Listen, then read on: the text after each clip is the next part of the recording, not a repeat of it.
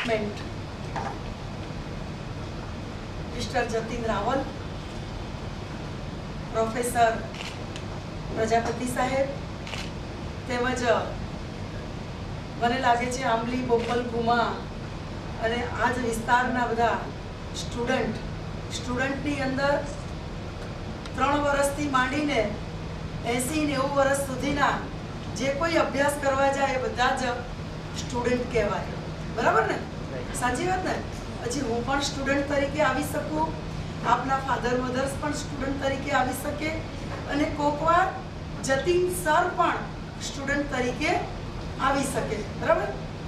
એટલે આપણે અહીંયા જે ભેગા થયા છીએ સૌ અભ્યાસુ મિત્રો, આજે ખૂબ સુંદર મજાના આ કાર્યક્રમમાં મને આવવાનો મોકો મળ્યો. હું મારી જાતને ખૂબ જ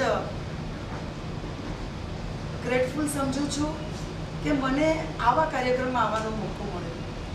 ખાસ આજે હું જતીન સરને એટલા માટે અભિનંદન પાઠવું છું. પર્સનાલિટી ડેવલપમેન્ટ ઘણીવાર એવું બનતું હોય છે, ઘણી વ્યક્તિઓ ખૂબ ભણ્યા હોય છે પરંતુ ગણ્યા નથી હોતા. એટલે કે મીન્સ એમના આચાર વિચાર, એમની રીત રહન સહન, આ બધું તમે ઘણીવાર જુઓ ને તો તમને ઓકવર્ડ લાગે. એટલે ભણ્યાની સાથે સાથે પર્સનાલિટી ડેવલપમેન્ટ, પર્સનાલિટી આપણી કેવી રીતે ક્રિએટ થવી જોઈએ. જ્યારે કોઈ સમૂહમાં ઊભા હોય, કોઈ અનનોન જગ્યાએ આપણે ગયા હોઈએ ત્યારે આપણું વાણી, વર્તન, વિવેક કેવું હોવું જોઈએ એ જતીન સરે આપને પર્સનાલિટી ડેવલપમેન્ટની અંદર આ કોર્સમાં શીખવાડ્યું છે. અને આજે એના સર્ટિફિકેટ એનાયત કરવા માટે આજે હું આપની વચ્ચે ઉપસ્થિત થઈ છું. અને એટલા માટે હું મારા જીવનને સદનસીબ સમજું છું કે આવા વિદ્યાર્થીઓ માટે હું પોતે સર્ટિફિકેટ એનાયત કરવાની છું.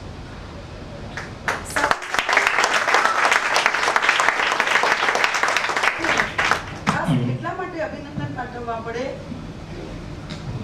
કે કોઈ પણ દેશમાં તમે જજો, સાહેબ કદાચ હું રોંગ પણ હોઉં, આ મારા અનુભવો છે. કોઈ પણ દેશની અંદર જશો દુનિયાના, ઇન્ડિયાની જે ગ્રામેટિકલ ઇંગ્લિશ છે એના જેવી ઇંગ્લિશ કોઈની નથી. આઈ એમ રાઈટ? Absolutely right. આપણે જે રીતે ઇંગ્લિશ બોલીએ છીએ ગ્રામેટિકલ છે.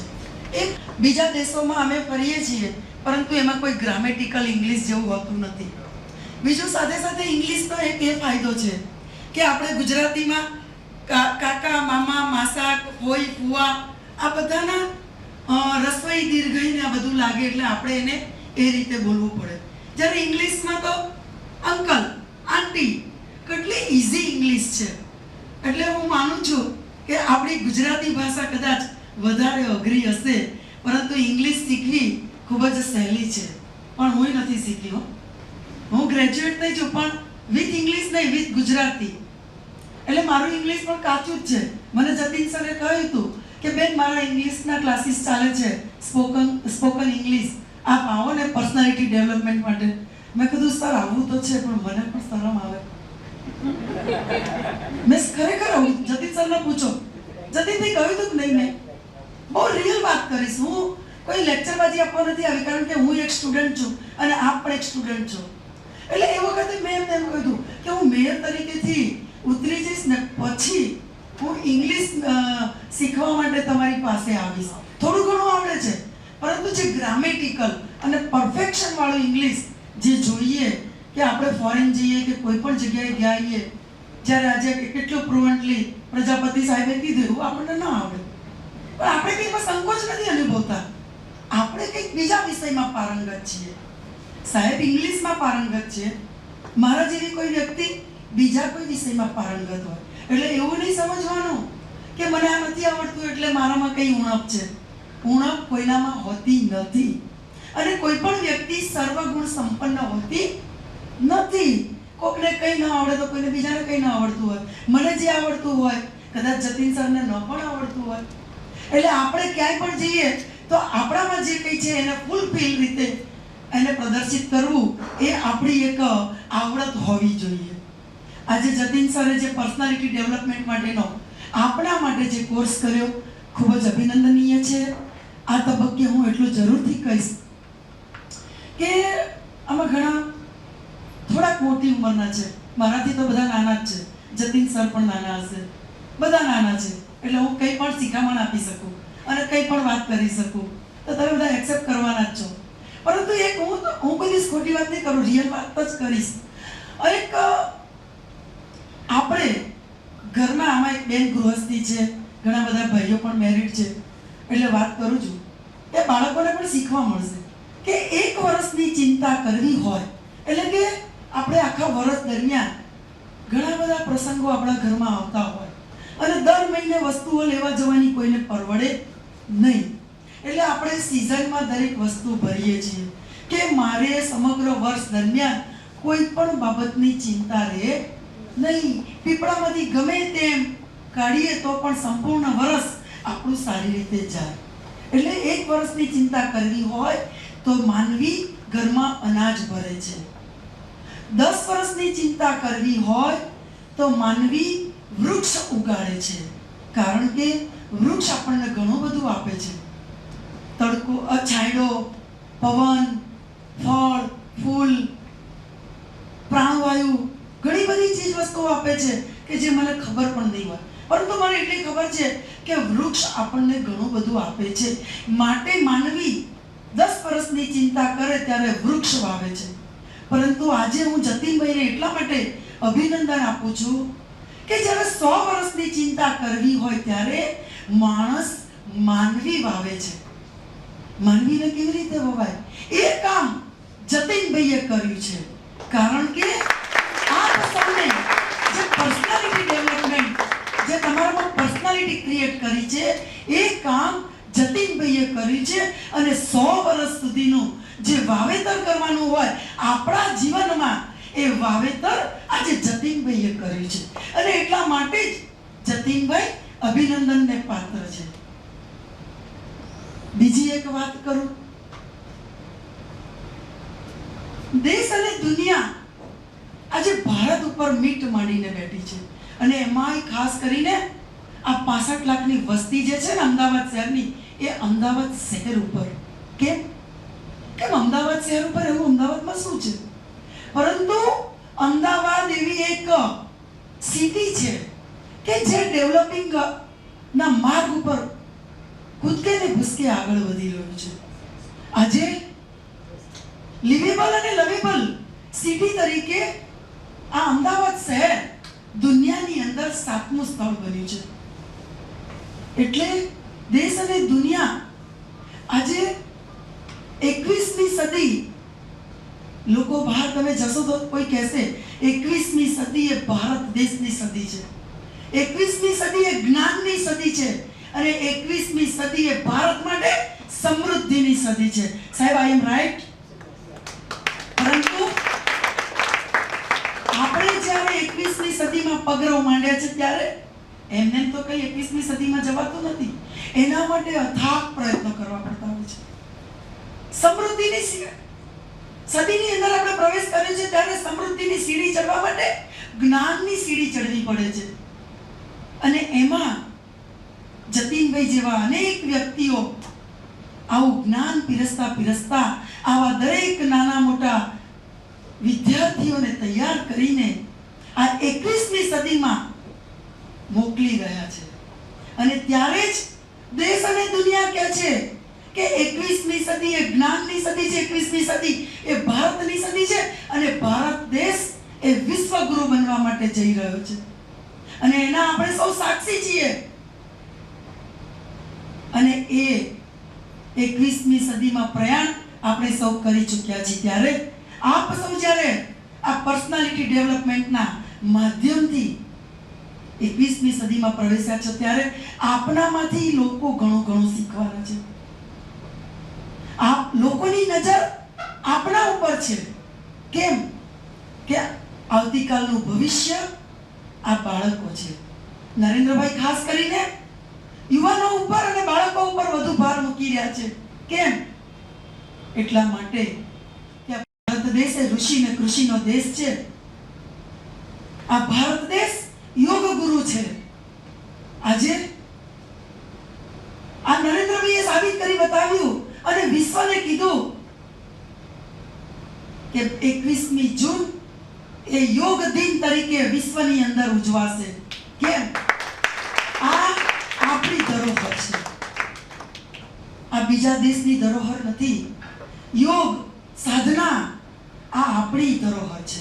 અને એટલા માટે જ નરેન્દ્રભાઈ આજના બાળકો ઉપર અને આજના યુવાનો ઉપર મદાર મૂકી રહ્યા છે.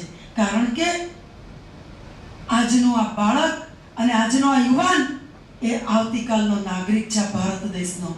અને આજ ભારત દેશનું ભાવિ એ આજના યુવાનો ઉપર છે. અને એટલા માટે જ નરેન્દ્રભાઈ આપણા ઉપર મદાર રાખી રહ્યા છે.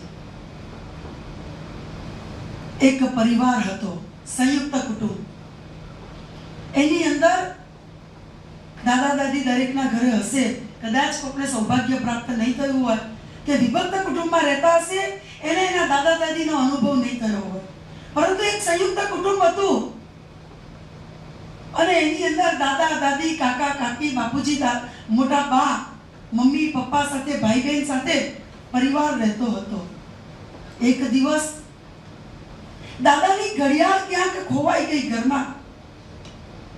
દાદાએ બહુ શોધી, દાદાની ઘડિયાળ મળતી નહોતી. દાદાએ ઘરના બધા જ સભ્યોને કહી જોયું કે મારી ઘડિયાળ કોઈ શોધી આપશો. કોઈને ખબર ન પડી કે ઘડિયાળ કેવી રીતે, દાદાની ઘડિયાળ કેવી રીતે શોધવી. કોઈએ કહી દીધું કે તમારામાં તો કંઈ ઠેકાણા નથી, ક્યાંક ગયા હશે તો પડી ગઈ હશે, ખબર નહીં રહી હોય. બાએ કીધું તમારા ઠેકાણા જ નથી, ક્યાં મૂકી છે તમને યાદ નથી રહેતું. પરંતુ આવી એક નાની દીકરી ઘરમાં હતી અને એણે કહ્યું કે દાદા તમારી ઘડિયાળ શોધી આપો. કે હો, તું શું શોધી આપવાની હતી? આટલા બધા ઘરમાં વડીલો છે, કોઈ શોધી ના શક્યું, અને તું કેવી રીતે શોધી શકીશ? આ દીકરીએ પર્સનાલિટી ડેવલપમેન્ટનો કોર્સ કર્યો હતો અને દીકરીએ કહ્યું કે દાદાજી બધા જ ઘરના સભ્યો ઘરની બહાર નીકળી જાઓ. કે તું બહુ જબરી, બધાને ઘરની બહાર કાઢે છે. કે ના દાદાજી, મારે તમારી ઘડિયાળ શોધવી છે. બધાએ માની લીધું કે ચલો ભાઈ, દીકરી કે છે, ઘરની લાડકી છે, કઈ ખોટું તો નહીં કરે. બધા માની ગયા અને બધા ઘરની બહાર નીકળ્યા. દીકરી એક જ મિનિટની અંદર દાદાની ઘડિયાળ શોધીને દાદાને બહાર લાવીને દાદાને ઘડિયાળ આપી દીધી. બધાને આશ્ચર્ય થયું. અચ્છા, ઘરમાં આરોપ લગાવનારા પણ બહુ હોય. એ મારા ઘરમાં આવ્યો ને તમારા ઘરમાં પણ હોય છે ને. કોઈક વાર આપણે બહુ સારું કામ કરીને આવીએ ને એટલે મમ્મી પપ્પા વખાણે નહીં કે હવે જોયું, હવે બહુ હું તો આમ કરતો હતો, હવે તે શું કરી બતાવ્યું આવું. કે પણ ના, એ વખતે બાળકોને પ્રોત્સાહિત કરવા જોઈએ. દીકરીએ એક જ મિનિટમાં ઘડિયાળ શોધી આપી અને પછી પૂછ્યું બધાએ કે તે ઘડિયાળ કેવી રીતે શોધી? કે સાવ સહેલી વાત હતી દાદા. આ ઘડિયાળનો જે ટક ટક અવાજ આવે ને, તમે ઘરમાં બધા બહુ અવાજ કરતા હતા એટલે ખબર ન પડે કે તમારી ઘડિયાળ કયા ખૂણામાં પડી હતી. પણ મેં તમને બધાને ઘરની બહાર કાઢી મૂક્યા અને પછી મેં કાન માંડીને સાંભળ્યું કે દાદાજીની ઘડિયાળનો અવાજ, ટક ટક અવાજ ક્યાંથી આવે છે. પણ આ તમારી રૂમના ખૂણામાં ઘડિયાળ પડી હતી અને મને ખબર પડી ગઈ. એ દીકરીએ પર્સનાલિટી ડેવલપમેન્ટનો કોર્સ કર્યો હતો અને એની અંદર આવી નાની નાની બાબતો, જેમ જતીનભાઈએ તમને શીખવ્યું ને કોર્સમાં, ઘણી બધી બાબતો શીખવી છે. મેં પણ કરેલો છો, નથી કર્યો એવું નહીં. મેં પણ મારી જુવાનીમાં પર્સનાલિટી ડેવલપમેન્ટનો કોર્સ કરેલો છે. અને મેં હમણાં થોડાક સમય પહેલા જ ડૉક્ટર સ્નેહનો પણ કોર્સ કરેલો છે. 3 દિવસનો સેમિનાર મેં કરેલો છે. પરંતુ મારું કહેવાનું તાત્પર્ય એ છે કે દીકરીમાં એટલી સૂઝબૂઝ હતી કે જો ઘડિયાળ શોધવી હોય તો ઘોંઘાટમાં ન શોધાય. એ ઘડિયાળ શોધવા માટે શાંત વાતાવરણ જોઈએ અને તો જ ઘડિયાળનો અવાજ આપણને સંભળાય. આવી ઘણી બધી બાબતો છે કે જેનાથી આપણે આપણી બુદ્ધિમત્તા બહાર સમાજને બતાવી શકીએ છીએ. એવું પણ દીકરીને કીધું કે હવે તે સંતાડી દીધી હશે ને તે પછી મને લાવીને આપી દીધી. ત્યારે દીકરીએ આખી એની થિયરી દાદાને અને બધાને ઘરનાને સમજાવી કે દાદા, આ તો ટકટક અવાજ તો શાંત વાતાવરણમાં સંભળાય, આ કઈ નવી વાત નથી. ત્યારે બધાએ સમજ્યા કે ના, મારી દીકરીને ભણાવવાથી આ મને ફાયદો થયો. અને એટલા માટે જ આવા કોર્સિસ તમારા ફાધર મધર્સ આપને કરાવે છે. ખૂબ આવકારદાયક બાબત છે. આજે હું ખૂબ અભિનંદન જતીનભાઈને આપું છું કે જીવનની અંદર નાની નાની બાબતો હોય છે. ઘણીવાર તમે સમૂહમાં જમતા હો તો તમને ખબર પડે, કદાચ જતીનભાઈ તમારા આમાં આવ્યું હશે, ઘણા અવાજ કરીને જમતા હોય, એ પર્સનાલિટી ડેવલપમેન્ટમાં આવે. ઘણીવાર લોકો બોલતા હોય તો એટલું મોટેથી બોલે, બાજુમાં ઊભા હોય તો અરે ભાઈ સંભળાય છે, શાંતિથી વાત કરો. એટલે આ બધી નાની નાની બાબતો છે કે જે તમારા જીવનને ખૂબ જ તમારું જીવન ધોરણ ઊંચું લાવે છે. પ્રજાપતિ સાહેબે કેટલી સુંદર વાતો કરી, ખરેખર આપણા જીવનને સ્પર્શી જતી હોય છે. અને સાથે સાથે આજે જ્યારે મને અહીંયા આવવાનો મોકો મળ્યો છે ત્યારે હું પણ મારી વાત કેવી રીતે ચૂકી જાઉં, ચૂકાય, હું પણ મારો સંદેશો આપને આપતી જાઉં. એક ગામના સરપંચ હતા, બહુ વર્ષો સુધી ગામમાં સરપંચપણું કર્યું. અને સરપંચ અને મુખી એટલે આ બધાની વગ બહુ હોય, એ લોકો પોતાની દાદાગીરી બતાવે, એમાં ઘરના માણસોને પણ બીવડાવે, ઘરના ફેમિલીના મેમ્બર પણ એમની સામે બોલી ન શકે. એવા એક રાજા જેવો માણસ રોજ જમવા બેસે એટલે પોતાની થાળી આગળ એક વાડકીની અંદર પાણી, સાહેબ કદાચ સમય વધારે નથી, સોરી, વાડકીમાં પાણી મુકાવે, પોતાનો થાળ તૈયાર કરાવે અને બાજુમાં એક સોય મુકાવે. આ બધી નાની નાની બાબતો કદાચ જીવનમાં ક્યાંક તમને પણ કામમાં આવે, એટલા માટે કરું છું. બાકી મારો તો વિષય નથી આ બધો. રોજ જે મુકાવે પણ એમના શેઠાણી ઠકરાણી કોઈ દિવસ પૂછી ન શક્યા. આટલી મર્યાદા હતી એ વખતે, આટલી મર્યાદા હતી કે પુરુષની સામે સ્ત્રી વાત કરવી હોય તો ખૂબ મર્યાદાથી કરી શકે. આખી જિંદગી ગઈ, એમના ધર્મપત્નીએ એવું એમને પૂછ્યું નહીં કે તમે તમારા ભોજનના થાળની બાજુમાં એક પાણી ભરેલી વાટકી અને સોય કેમ મુકાવો છો?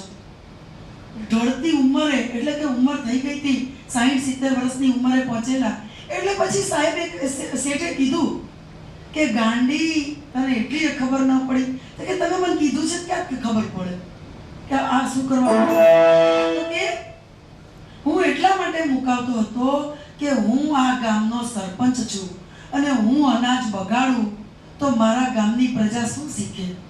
પરંતુ જમતા જમતા મારાથી જો ભોજનનો એક પણ દાણો નીચે પડી જાય તો એ સોય વડે પકડીને આ પાણીની અંદર ધોઈને એ દાણો હું આરોગી જાઉં. એટલે એવું કેમ? તો કે અન્નનો બચાવ કરવો જોઈએ.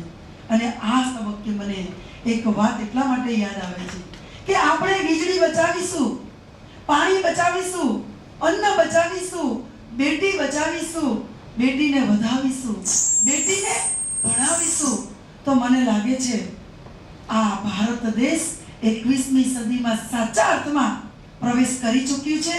એ આપણે સૌ સાબિત કરી શકીશું. આપ સૌને આજે અહીંયા મને મળવાનો મોકો મળ્યો, હું મારા જીવનને ધન્યતા અનુભવું છું. ફરી કોઈક વાર આવો મોકો મળશે તો ચોક્કસથી આપણે મળીશું. આપ સૌએ મને શાંતિથી સાંભળી એ જ અભ્યર્થના. સાથે સાથે જતીનભાઈને ખૂબ અભિનંદન પાઠવું છું કે આવા કોર્સિસ દ્વારા છેવાડાના વ્યક્તિ સુધી આપ પહોંચો છો. કારણ કે ગ્રામ્ય વિસ્તારનું જીવન થોડુંક એવું હોય છે કે ચાલશે, કંઈ હવે ઇંગ્લિશ નહીં શીખીએ તો શું જતું રહેવાનું છે. પરંતુ આજે અમને પણ ક્યાંક ને ક્યાંક પસ્તાવો થાય છે કે અમે પણ નાના હતા ત્યારે આવી નથી ખબર કે મોટા થઈશું ત્યારે આવી રીતે મેયરનું પદ મળશે. અને એ વખતે અમે પણ ઇંગ્લિશ કે આવું કંઈક સારી રીતે શીખ્યા હોત તો આજે અમને પણ એ કામમાં આવત. પરંતુ આપ સૌ સરસ મજાનો આટલા સરસ કોર્સિસમાં શીખીને જ્યારે આજે સર્ટિફિકેટ એનાયત કરવા માટે અમે અહીંયા આવ્યા છીએ ત્યારે આપ સૌને પણ ખૂબ અભિનંદન પાઠવું છું. સાથે સાથે આપના જીવનમાં આપ સૌ ખૂબ પ્રગતિ કરો અને પ્રગતિની સાથે સાથે આપણે પોતાનું ન વિચારીએ પરંતુ સમાજનું વિચારીએ અને એ જ રાષ્ટ્ર, એ જ રાજ્ય અને એ જ સમાજ આગળ આવે છે કે જ્યારે પ્રબુદ્ધ નાગરિકો એ સમાજને, એ રાજ્યને, એ રાષ્ટ્રને જ્યારે મદદ કરતા હોય છે ત્યારે જ એ રાષ્ટ્ર, એ રાજ્ય અને સમાજ આગળ આવતો હોય છે. હું ઈચ્છું છું કે આપ પણ આપના સમાજને આગળ લાવો, આપણા રાજ્યને આપણે સૌ ભેગા મળીને આપણે આગળ લાવીશું તો ચોક્કસથી આપણે આપણા જીવનને સાર્થક કરી છે એ આપણે પુરવાર કરી શકીશું. એ જ અભ્યર્થના. ભારત માતા કી જય. વંદે માતરમ.